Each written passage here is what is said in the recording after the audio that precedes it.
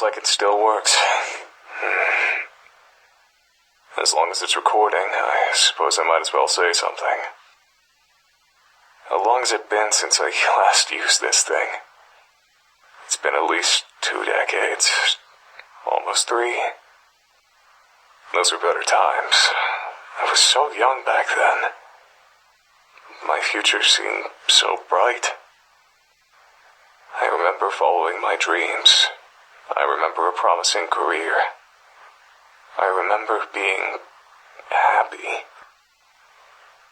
If I could turn back time, what would I do differently? I know exactly what I should have done. I shouldn't have gotten involved with that case, with that girl. Pursuing her was the right thing to do. But if I hadn't involved myself with her, I'd still have a career. When did it begin? I think it was April of 1989. The peak of my career as an investigative journalist. That's when I heard about a murder at the local high school. The police had no leads. I decided to investigate it myself. I tried to be a hero. And that was the worst mistake of my life.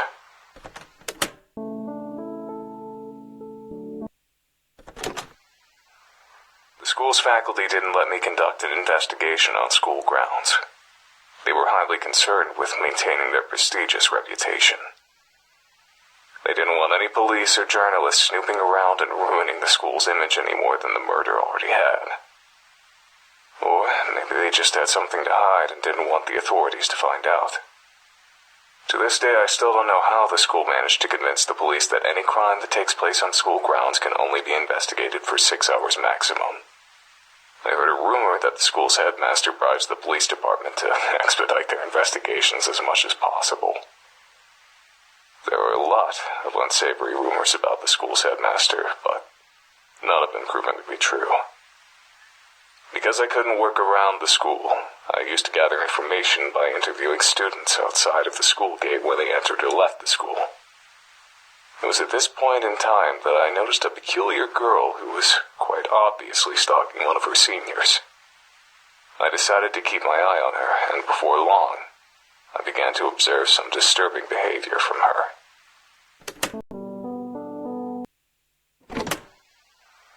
From the school gate, I witnessed the girl do more than just stalk an upperclassman. She stalked any girl who spoke to him. Through student interviews, I kept tabs on what happened to those girls. They became the victims of bullying, were expelled, and in some cases, stopped coming to school. I frequently saw the girl running with a mop and a bucket, as though she always had some sort of mess to clean up. That girl was using manipulation, intimidation, and sometimes even violence to sabotage the boy's love life. If she wasn't above that kind of behavior, the possibility of murder didn't seem too far off. I didn't want to believe that a schoolgirl would actually commit murder just to keep a boy single, but the evidence was staring me straight in the face. That's when I learned a crucial piece of information. The girl who was murdered at the beginning of the school year had a crush on the same boy that was being stalked. The final piece of the puzzle had fallen into place. I knew that I had found the culprit. I went to the police with my findings. Took a lot of talking, but I was eventually able to convince them to take the girl into custody.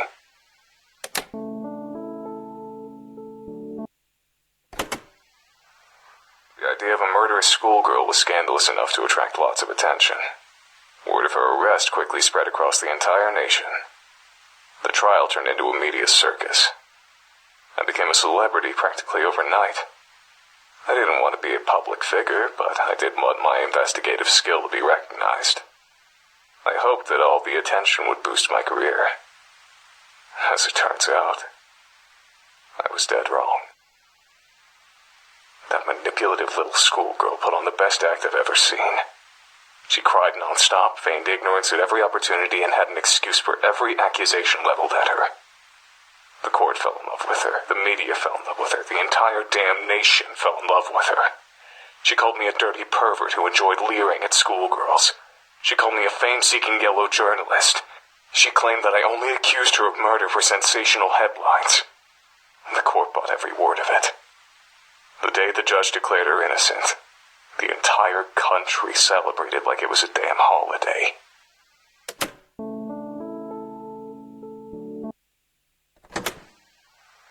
From that day forward, I was a national disgrace.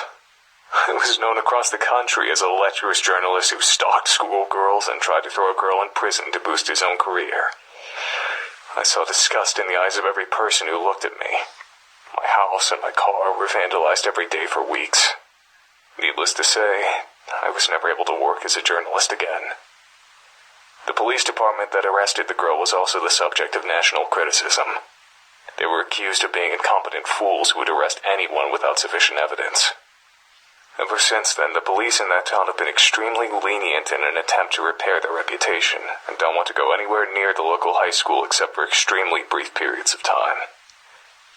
But the worst part of the entire experience didn't come from the media or the public. Immediately after the trial, I tried to escape the press by hiding in an alley behind the courthouse. Only one person found me there.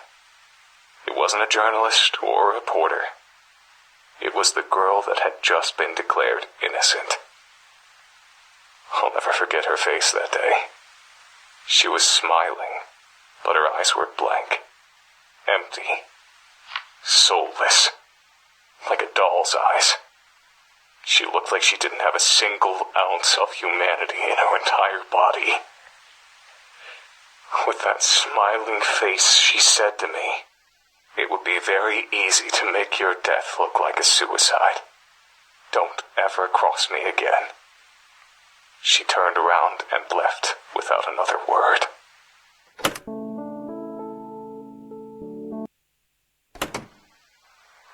My life was a living hell for about a year while the trial was still fresh in people's minds. Eventually, the hatred subsided, but it never truly died. There was always someone who recognized me, no matter how much I tried to change my appearance. Finding employment was nearly impossible. I drifted between part-time jobs and spent my free time drinking to ease the pain of becoming the national punching bag. It was around this point in time that I met my future wife. I still don't understand what she saw in me. I was an absolute wreck, not to mention the laughingstock of the entire country. But as soon as we met, she wanted to spend every waking moment with me. She wouldn't let me out of her sight and got possessive if another woman so much as looked at me. I quickly came to depend on her for everything. It wasn't long before I couldn't live without her. I certainly wasn't in any state to take care of myself. I was like an adult-sized baby, helpless and vulnerable. Who knows? Maybe that's what she was attracted to. Maybe she just wanted to experience the sensation of owning a person. Maybe she wanted to keep a human pet. Maybe all she wanted was someone who she could emotionally depend on. Even after all these years, I don't understand why anyone would waste their time with a man like me. But none of that mattered. Despite all my flaws, she accepted me. And that's all I needed. We got married about 6 months after meeting each other.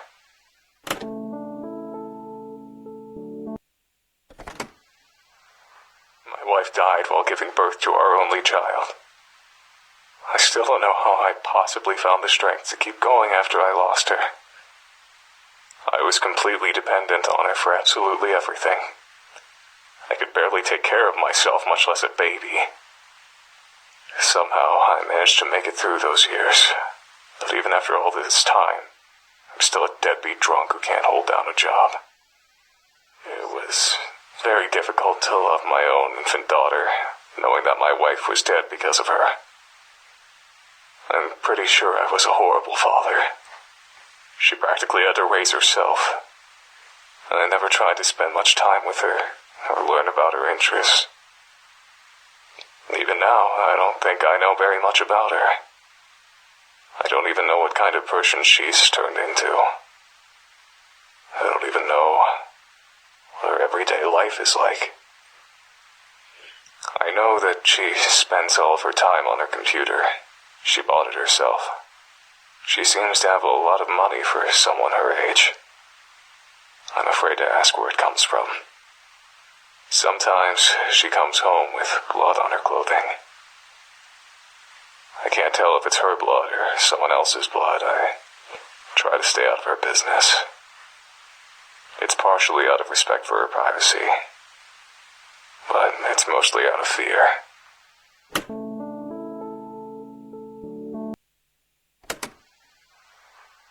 I've never told anyone about any of this. Never saw a shrink, never had any friends to confide in. I thought that it would be therapeutic to record my feelings, even if I'm only talking to an obsolete machine. But this hasn't calmed me down at all. The only thing to come out of this experience is that all of the anger and hate I've kept buried for the past 2 decades has risen back to the surface. I don't think I can go back to the way things were before. I don't think I can go back to wasting my time with crappy part-time jobs, drinking, and sitting on a couch feeling miserable. I don't want this to be my life. But I can't let myself die just yet either.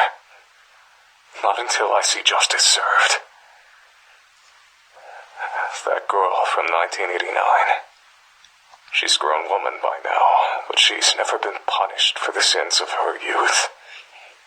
I can't go on living in a world where a monster like her walks around in public.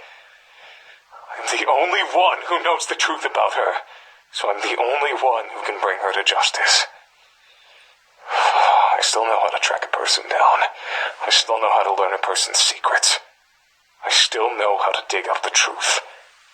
For the first time in decades, I feel like I have a purpose. I feel like I know what to do with my life. I'm going to deliver justice to that murderer. I'm going to die trying. This old antique was good for something after all.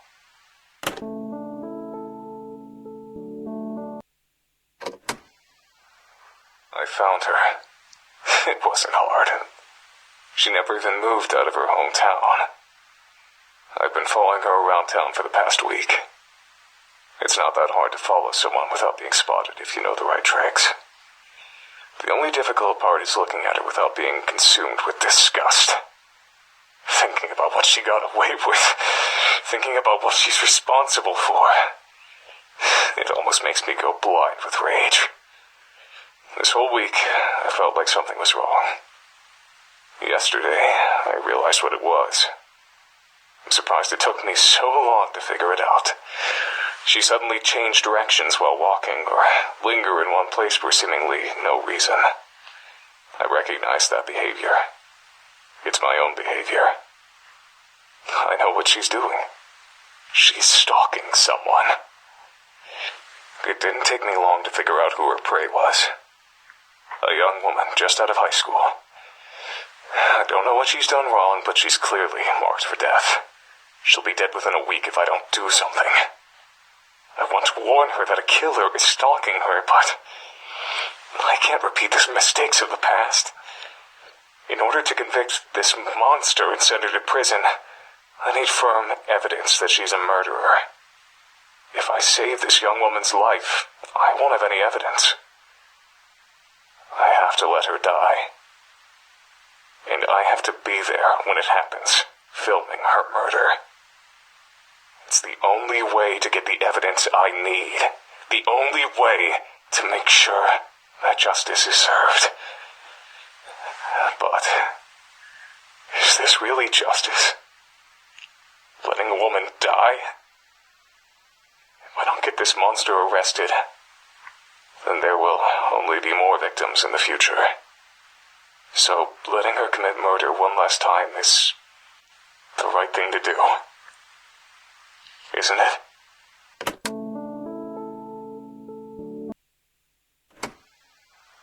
a fool. I'm a goddamned fool. I got sloppy. She caught me. I followed her into an alley, lost her in the shadows. Then I heard her voice from behind me. Long time no see, Mr. Journalist. I turned around and saw her just inches away from me. She was smiling. I recognized that smile. It was the exact same smile she wore when she threatened my life in 1989. I didn't know what to do. I just turned and ran. I've broken a truce that lasted almost 3 decades. She knows I was after her. There's no way she'll let me live. I'm doomed. I can't go to the police. I'll sound like a babbling lunatic without evidence, and right now I don't have any. Even if they do listen to me and investigate her, they won't find anything. My only option is to leave town. No, it's worse than that. I have to leave Japan altogether. I searched for you, but I couldn't find you. I can't wait for you to come home. I have to leave immediately. I'm going to gather all of the recordings I've made so far and put them where I know you'll find them. That way, at least you'll know why your father disappeared so suddenly. I only hope that she doesn't try to get revenge on me by harming you. I don't know when I'll be back. I don't know if I'll be back. I don't know if she's willing to cross oceans to hunt her prey. If she is, I'll try to lure her into a trap, try to expose her true nature in front of the police. It's my only hope. I know you can take care of yourself. If I had more time, there's so many things I'd say to you, but I can't. Not now. Stay safe.